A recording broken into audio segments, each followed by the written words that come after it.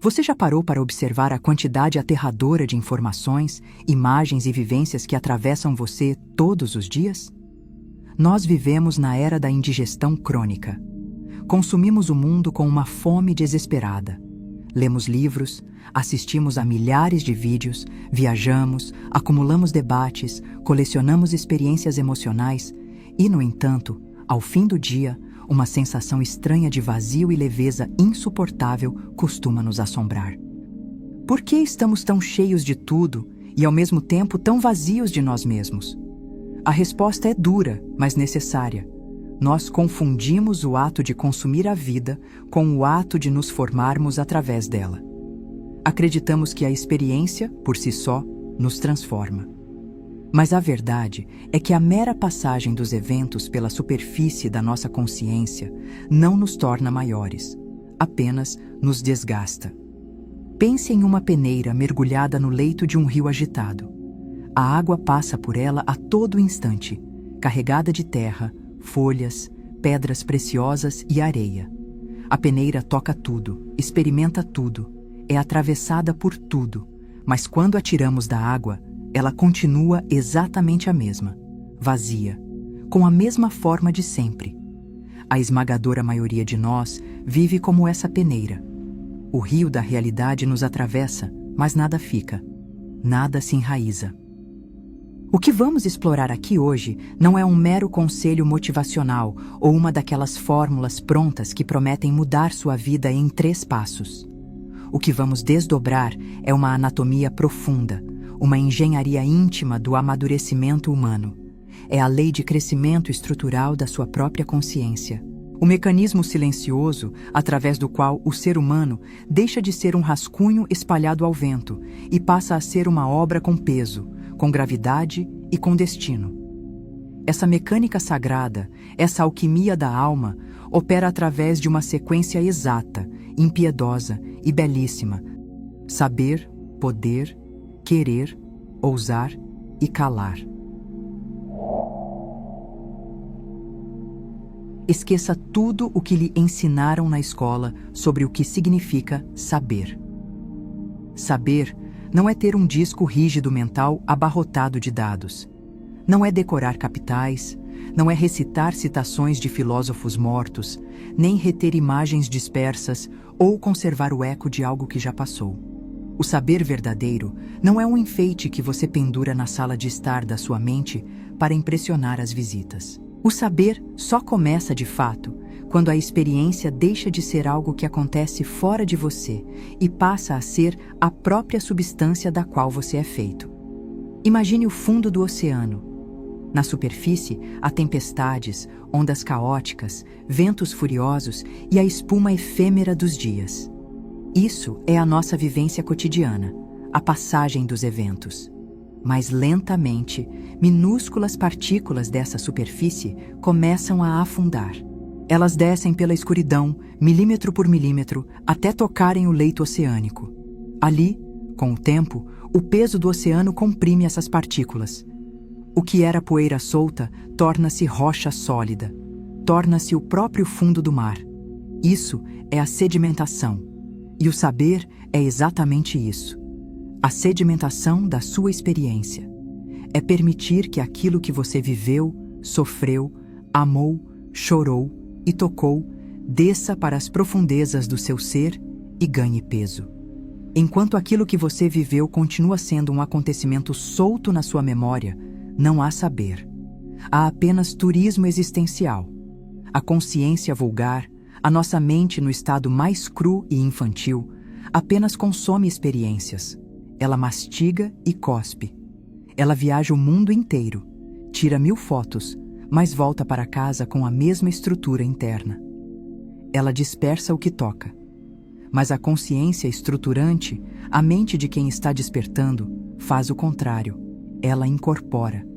Nessa incorporação, ela não guarda todos os detalhes inúteis. Ela funciona como o sistema digestivo orgânico. Você come uma maçã, mas a maçã deixa de ser maçã. O que é inútil é descartado, e o que é pura energia vital se transforma no seu sangue, nos seus ossos, nas suas células. O acidente fica para trás. A essência é absorvida. Por isso, esse tipo de saber exige silêncio interior, exige confronto e repetição. Exige tempo para sangrar, tempo para cicatrizar, tempo para entender. Não se trata de uma reflexão puramente lógica. É a transformação da vivência em carne formal. Por isso, não confunda jamais o saber com a erudição.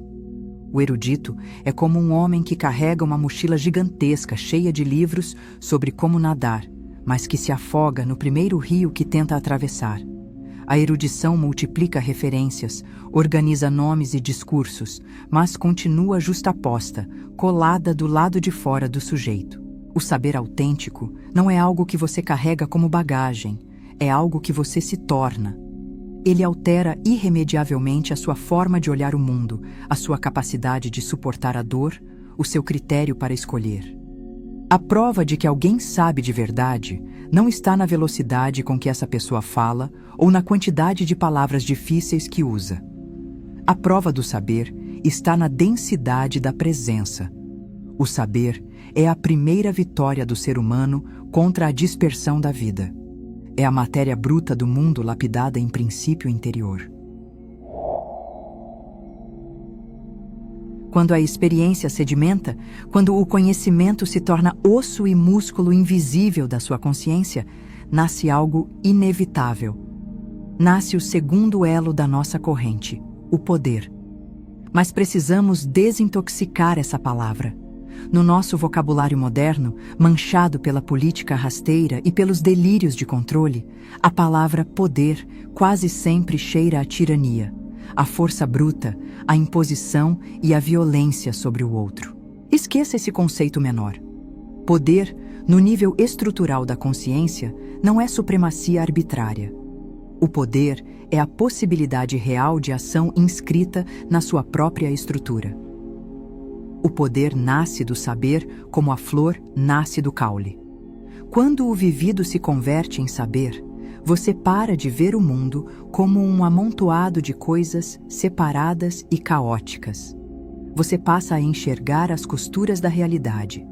Você reconhece tensões, articulações e proporções entre as coisas. É desse reconhecimento lúcido que brota o poder. Imagine um mestre carpinteiro diante de um tronco de árvore milenar. Um homem comum, com um machado na mão e a cabeça cheia de fúria, tenta cortar a madeira na força bruta, golpeando contra as veias da árvore. Ele se cansa, quebra a ferramenta e destrói a madeira. Ele usou a força, mas não tem poder nenhum. O mestre carpinteiro, porém, conhece a madeira. Ele tocou, ele sedimentou em si as leis daquela matéria. Ele olha para o tronco e, porque ele sabe, a madeira não é opaca para ele.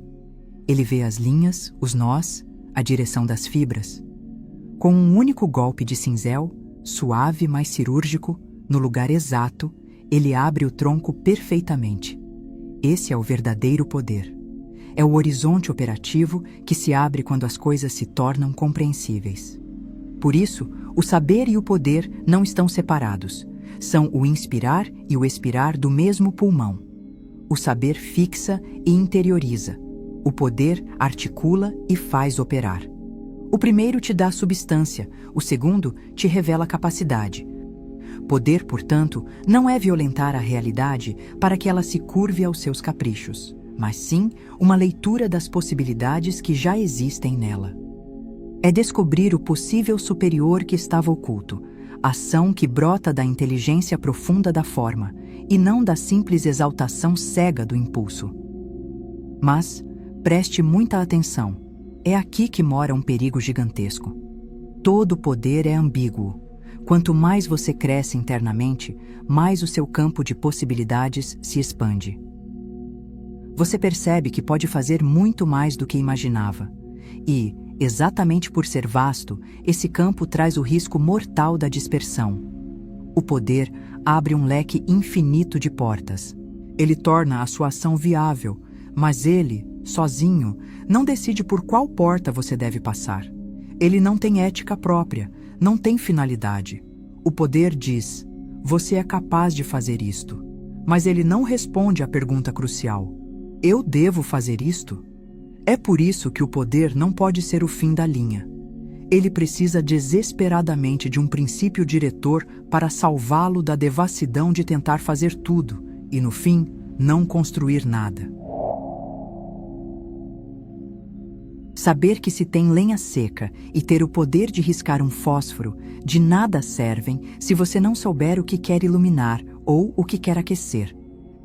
Saber e poder, deixados à própria sorte, abandonados em si mesmos, não são suficientes. Eles sedimentam e possibilitam sim, mas nenhum dos dois tem um volante. O poder sem direção é como um rio violento que transborda, destrói as margens, inunda as cidades e depois evapora, formando pântanos rasos.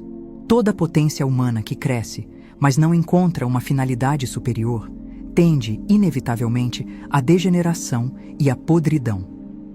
É aqui que entra o eixo central da nossa estrutura, o maestro dessa orquestra interna, o querer. Preste muita atenção à textura desta palavra. Querer. Não estou falando de vontades episódicas. Não é o querer de quem passa em frente a uma vitrine e sente um desejo infantil por um sapato novo, ou o querer emocional de quem acorda animado em uma terça-feira e desiste do projeto na quinta. Esse querer rasteiro é apenas a brisa fraca das nossas carências. O querer autêntico é uma determinação orientada. É um ato profundo, enraizado e inegociável da alma, pelo qual a infinidade de coisas que você poderia fazer é brutalmente submetida a um único eixo de finalidade. O querer não cria as possibilidades. Como vimos, quem abriu as portas foi o poder. O querer faz algo muito mais nobre. Ele escolhe. Ele estabelece uma hierarquia de valores. Ele retira a sua potência do marasmo e da deriva e a amarra a uma direção implacável. Pense na luz do sol. Ela incide sobre a terra, difusa, iluminando tudo, mas se dissipando no calor ameno. Isso é a potência pura. Agora pegue uma lupa e coloque sob o sol. A lupa não cria luz. Ela simplesmente concentra os raios solares em um único e minúsculo ponto. E aquele ponto, guiado por uma direção, queima e incendeia. O querer é essa lupa. Sem o querer, o seu saber vira pura sofisticação estéril. Aquele intelectual de sofá que sabe tudo sobre o mundo, mas não serve para absolutamente nada de útil na prática. E o seu poder vira dispersão. Uma busca por domínio mesquinho, gastando intensidade em prazeres menores, em vitórias fúteis para inflar o ego. O conhecimento e a capacidade que não servem a uma função nobre se corrompem. Eles passam a girar em torno de si mesmos, como água parada. O querer salva o homem dessa queda, introduzindo um critério moral altíssimo. E não falo de moralismo religioso barato ou normas de etiqueta externa. Falo da compreensão vital de que todo poder exige uma justificação íntima. O crescimento da sua estrutura, da sua inteligência, do seu dinheiro, do seu corpo, só se justifica se houver um bem maior para sustentá-los. Por isso, o querer é, no fundo, uma grandiosa capacidade de renúncia. Sim, renúncia. Quem quer de verdade não quer tudo. Quem quer tudo, no fundo, não quer nada. É apenas uma criança mimada, cega pelo excesso de brinquedos. O homem que quer de verdade recolhe suas forças, recusa distrações brilhantes, sacrifica prazeres menores e possibilidades medianas no altar de uma possibilidade maior e definitiva. O querer disperso é mero desejo multiplicado. O querer autêntico é vontade unificada. É o momento em que você deixa de ser um campo de eventos e assume o seu próprio destino. O que antes era apenas capacidade vira compromisso de sangue com a própria existência. Você sedimentou a experiência e adquiriu sabedoria. Você percebeu as relações ocultas das coisas e despertou o poder. Você sacrificou o inútil e apontou a flecha da sua alma para uma direção nobre através do querer. A flecha está no arco, tensionada ao máximo. O alvo está à vista, mas nada aconteceu ainda. O mundo real, lá fora, continua inalterado. Entre a sua potência interna perfeitamente alinhada e a manifestação da realidade, existe um abismo, uma fronteira escura. Muitas almas maravilhosas, repletas de sabedoria e boas intenções, morrem velhas e frustradas na beira desse abismo. Elas falham não por falta de luz interna, mas porque permaneceram aquém da travessia. Chegamos então ao momento do ato, o ousar. Ousar é o instante em que a orientação interna engole seco, olha para o desfiladeiro e assume a forma de uma passagem efetiva. Mas tenha muito cuidado com as definições fáceis. Ousar não é fechar os olhos e pular, não é precipitação, não é embriaguez impulsiva de quem bebeu coragem líquida. Avançar quebrando tudo porque se ignora a gravidade do que está em jogo não é ousadia, é estupidez. A verdadeira coragem nunca, jamais, nasce da inconsciência. Ela é filha legítima da lucidez extrema. Para compreender o ousar, precisamos fazer uma distinção que quase foi apagada no mundo moderno. A diferença entre o medo e o temor. O medo é uma patologia da alma. Ele paralisa, ele encolhe os músculos da vida, ele faz o sujeito recuar para o útero de um conforto imaginário, dissolvendo a forma humana antes mesmo que o ato aconteça. O temor, pelo contrário, é o atestado de sanidade. O temor é a consciência aguda da realidade e de suas consequências. Quem não sabe nada, não teme. Essa pessoa apenas se lança na vida porque não vê as facas afiadas no chão. O tolo entra na jaula do leão sorrindo porque acha que é um gato grande. Mas quem sabe, teme. Teme porque calculou as proporções, porque conhece os riscos, as forças envolvidas e o preço altíssimo de cada movimento. O temor é sinal de lucidez, e ele permanece vivo e pulsante dentro do peito, mesmo quando o medo já foi esmagado. E é exatamente essa presença do temor que dá peso, beleza e densidade ao ato de ousar. A ousadia sem temor é mera irresponsabilidade festiva. A ousadia verdadeira é aquela que realiza a travessia não por ignorar o abismo, mas sendo maior do que ele, mantendo-se guardada pela consciência da própria mortalidade. Ousar, assim, é atravessar sob a lei da gravidade. É o momento em que a sua estrutura interior está tão madura que tentar adiar o ato seria uma mutilação. O querer pede realização, e a realização cobra o seu pedágio através da ação. Você precisa abandonar a imunidade covarde do mundo das ideias. Enquanto você não age, você é perfeito no reino da sua própria cabeça. Ao ousar, você expõe a sua obra-prima ao contato sujo, imprevisível e brutal do real. Você aceita o julgamento do mundo material, que pode confirmar a sua grandeza, alargá-la ou destruí-la completamente. É a passagem pelo fogo. Um heroísmo formal e silencioso.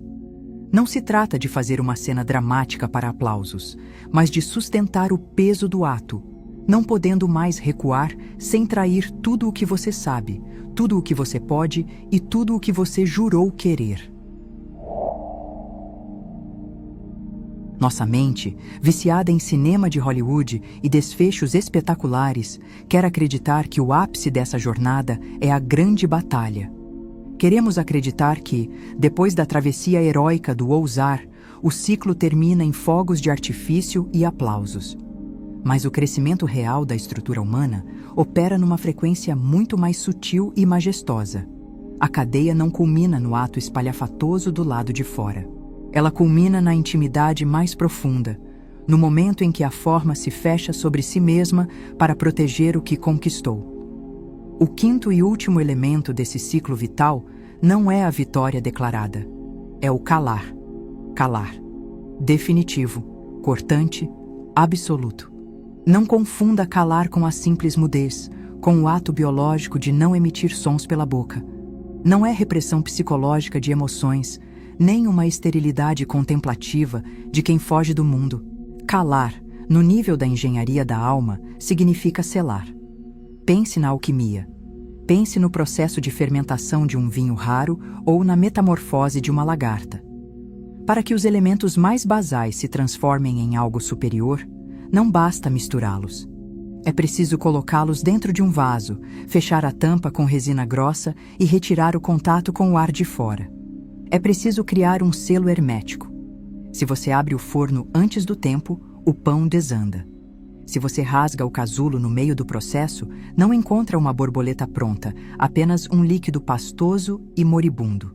Tudo aquilo que você sedimentou no saber, que abriu no poder, que direcionou no querer e que colocou em movimento na explosão do ousar, toda essa energia monumental ainda pode evaporar se for imediatamente exposta aos ventos da vaidade, à aprovação dos outros ou à dissipação das palavras excessivas. A maioria das pessoas perde a força dos seus maiores atos porque correm para contá-los, para exibi-los, para transformá-los em conversa fiada e aprovação social. Ao verbalizar e exibir prematuramente a conquista interna, elas furam o tanque de pressão. O calar impede esse vazamento mortal. Ele conserva a energia brutal dentro do contorno da forma. A clausura do silêncio é a condição inegociável para a maturação. Dentro dessa forma selada, longe dos olhos curiosos e do ruído do mundo exterior, os elementos que você mobilizou param de buscar fuga e começam a intensificar as suas reações químicas internas. A forma que você construiu se torna um laboratório fechado.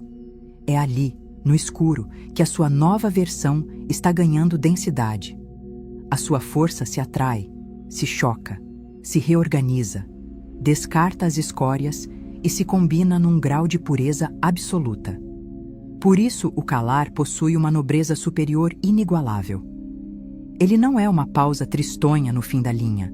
Ele é a altitude máxima do processo. É ele que garante que você não seja uma estrela cadente brilhante e rápida, mas um sol contínuo. Mas atenção, esse selo não é um caixão. Não se cala para paralisar a vida na eternidade. O selo hermético é desenhado para amadurecer uma potência até o limite máximo que aquele recipiente pode suportar. O vaso não é um fim em si mesmo. Quando a pressão da maturação, nascida no útero do silêncio, atinge uma intensidade insuportável, a própria medida que a conteve é rompida de dentro para fora. O casulo arrebenta. A casca do ovo estilhaça. A forma antiga morre, porque ficou pequena demais para a grandiosidade da vida que pulsava ali dentro. Uma estrutura nova, imensamente maior, acaba de nascer. Assim, o calar é o término e a semente. Ele fecha a porta de quem você era para poder arrombar os portões de quem você será. Ao olharmos de longe para essa sequência imponente, saber, poder, querer, ousar e calar, percebemos que não estamos diante de apenas 5 conselhos filosóficos espalhados. Estamos contemplando o próprio código-fonte, a lei nua e crua através da qual a vida humana se eleva. Isso é a anatomia do crescimento. A experiência bruta cai como chuva. O saber a recolhe e sedimenta em terra fértil. Dessa terra, como raízes elétricas explorando o escuro, emerge o poder, o campo de todas as ações possíveis. E para que essa árvore não cresça como um monstro retorcido, o querer entra como o sol, fornecendo o vetor, a finalidade nobre para onde todos os galhos devem se curvar. O ousar é a primavera violenta, o momento em que a seiva rompe a madeira e floresce na lâmina do vento, atravessando a fronteira do medo com os olhos abertos da coragem lúcida. E, finalmente, o calar, o inverno sagrado, onde a árvore recolhe sua seiva para o coração da raiz, selando hermeticamente o seu ser para sobreviver, amadurecer e preparar o próximo ciclo. A beleza assustadora disso tudo é que a linha reta é uma ilusão.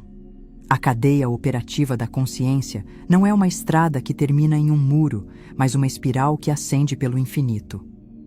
O calar, ao invés de matar a operação no repouso, condensa tanta energia que a forma transborda. Ao arrebentar o antigo molde de si mesmo, o ser se encontra num novo patamar, muito mais alto. com uma visão mais vasta e uma estrutura muito mais forte, o processo recomeça imediatamente. Mais experiências começam a bater à sua porta, exigindo um saber mais profundo, liberando um poder mais assustador, cobrando um querer ainda mais purificado, forçando você a ousar sob riscos que o seu eu antigo jamais suportaria, para depois exigir um calar ainda mais misterioso e monumental. Isso não é apenas psicologia moderna. Isso não é ascese de monges intocáveis ou frases de efeito vazias. Isso é biologia do espírito. É a lei pela qual qualquer coisa que mereça existir ganha forma no universo. O seu crescimento exige que você devore a experiência para não ser devorado por ela. Exige articulação, demanda mira, sangra na travessia, sela na discrição e, finalmente, explode em expansão perpétua.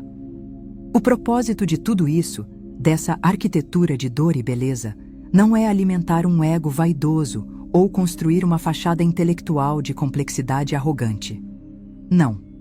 Uma consciência se torna vasta, forte e poderosa para que possa ser genuinamente útil à grande engrenagem do mundo. Quanto maior o recipiente interno, mais elementos caóticos do mundo você consegue abraçar e ordenar. Mais relações vitais consegue sustentar. Maior o bem real que você consegue operar no meio das trincheiras da vida ordinária. A utilidade é o selo de honra do tamanho da sua alma. Portanto, pergunto a você agora, que foi atravessado por essas palavras: em qual elo dessa corrente sagrada você está preso? Você tem empanturrado sua mente sem sedimentar nada, paralisado no pré-saber? Você acumulou conhecimento, mas treme porque não consegue organizar o poder? Ou você já vê todas as portas abertas, mas sua alma apodrece na inércia porque lhe falta o aço afiado do querer? Talvez a sua flecha já esteja tensionada no arco, perfeitamente mirada, mas você continua na beira do penhasco, devorado pelo medo porque lhe falta a coragem lúcida do ousar. Ou quem sabe, você fez tudo certo, lutou o bom combate, e no instante da vitória abriu a boca antes do tempo, derramou sua potência no chão lamacento das palavras inúteis, porque não teve o tamanho necessário para calar? A mecânica interior da vida está dada. A equação está escrita a fogo. Sedimentar, relacionar, orientar, atravessar, selar e recomeçar, cada vez mais alto, cada vez mais pesado, cada vez mais real. O universo entregou a matéria-prima nas suas mãos. A fornalha está acesa. Agora, o que você vai forjar a partir do caos da sua própria existência é uma escolha exclusivamente sua. Muito obrigada por assistir e até o próximo vídeo.